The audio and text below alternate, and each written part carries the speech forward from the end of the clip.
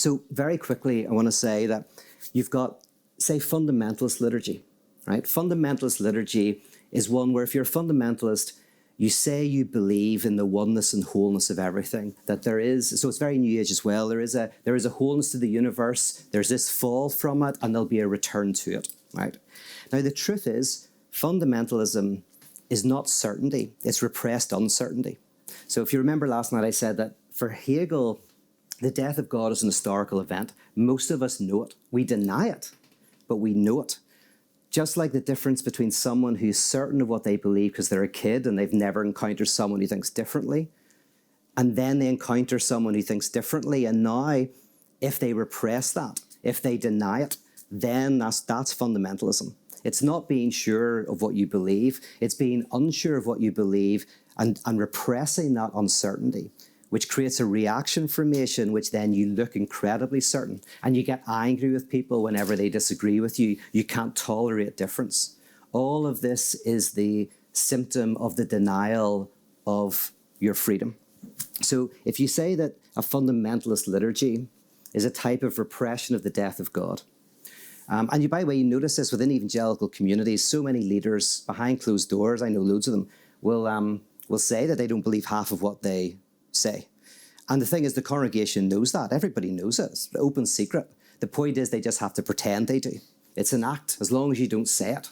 I talked to a leader who was going, I don't know if I believe in this whole literal resurrection thing. And I was like, yeah, but why are you so freaked out about that? And she was saying, well, if I said that in my church, they'd kick me out. And I was like, well, do you think the other leaders don't think like that? And she was like, I'm sure they do. So, like, so it's not having that belief, it's just saying it. That's the problem, right? You can have the belief as long as you hide it and you pretend you have certainty. So what that does is it means the structure is there so that you play the game and everybody can deny that thing. In contrast, you look at progressive church communities and liturgies. They don't affirm belief necessarily. You can doubt everything, you can not believe, you can believe whatever, it's not important. But you have a liturgical structure that believes on your behalf. You sing songs about certainty and about utopia and heaven. There's prayers and there's rituals.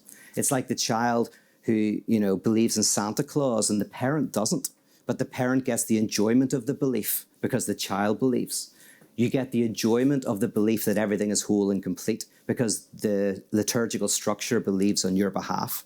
As long as it affirms it in its actions, you can be enlightened and have doubts and questions without existentially experiencing those in your being.